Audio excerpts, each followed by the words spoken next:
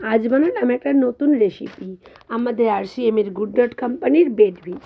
এটা মাংস না, কিন্তু এটাকে পুরো সম্পূর্ণ মাংসের মতো খেতে, তো সেই জন্য এটাকে আমরা বলি নিরামিষ মাংস।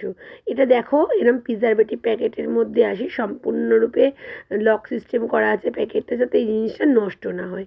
তো এটাকে প্রথমে এরকম স্কোয়ার স্কোয়ার আকারে কেটে নিয়েছিলাম, চৌকো চৌকো করে, খুব সুন্দর করে প্রথমে কেটে নিয়েছিলাম। তো দেখো বন্ধুরা, কেটে নিয়েছি এরকম।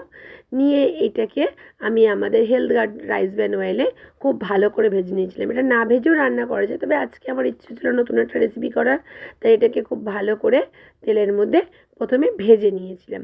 হালকা করে তেলটাকে স্লো করে রেখে ভেজে এগুলো তুলে নিয়েছিলাম। তুলে নিয়ে এরকম তুলে নিলাম, রঙ হয়ে যাবে, দেখো এরকম হালকা হালকা রঙ থাকবে, পুরোপুরি মাংসের মতো দেখতে। এবার ওই তেলে ভেজে নিয়েছিলাম আলুগুলোকে খুব সুন্দর করে হলুদ দিয়ে ভেজে তুলে রেখে দিয়েছিলাম।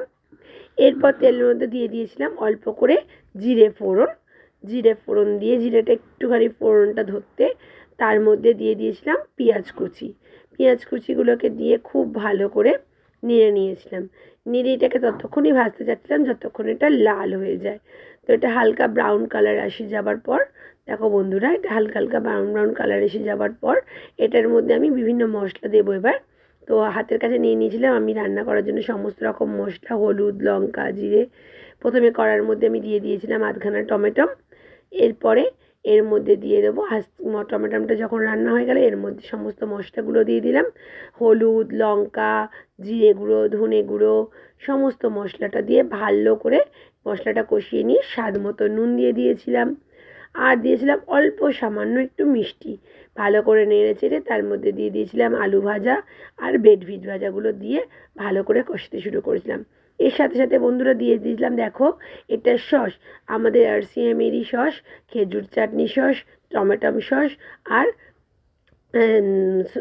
সেজওয়ান সস, এই তিনটে সস। আর তার সঙ্গে সামান্য দিয়েছিলাম সোয়া সস দিয়ে ভালো করে এটাকে কষিয়ে নিয়েছিলাম। খুব ভালো করে কষিয়ে নিয়ে যাতে মশলাগুলো সম্পূর্ণরূপে মিশে যায় এবং মশলাগুলো সম্পূর্ণ ভাজা হয়ে যায়, এরপর দিয়ে দিয়েছিলাম এর মধ্যে জল দিয়ে ভালো করে একটু আরেকবার কষিয়ে নেড়ে নিয়ে আবার সামান্য জল অ্যাড করে দিলাম।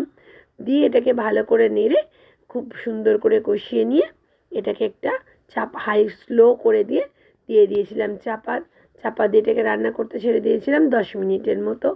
10 থেকে 15 মিনিটের পর ঢাকা খুলেছি, দেখো এটা অলমোস্ট রান্না হয়ে গেছে, আলুগুলোও বেশ সিদ্ধ হয়ে গেছে এবং বেড ভিস্ট এটা যেহেতু রেডিমেড, তো এটাও হালকা সিদ্ধ হয়ে গেছে। এবার দিয়ে দিয়েছিলাম একটুখানি ধনেপাতা কুচি, খুব টুকরো টুকরো করে কেটে ধনেপাতা কুচি, আর তার সাথে সাথে দিয়ে দিয়েছিলাম একটুখানি কাসুরি মেথি।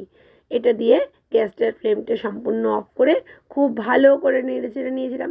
বেশ তৈরি হয়ে গেল আমাদের নিরামিষ চিকেন। তৈরি হলো আমার বেড ভিট। এবার বন্ধুরা বলো যে কেমন লাগলো আমার ভিডিওটা।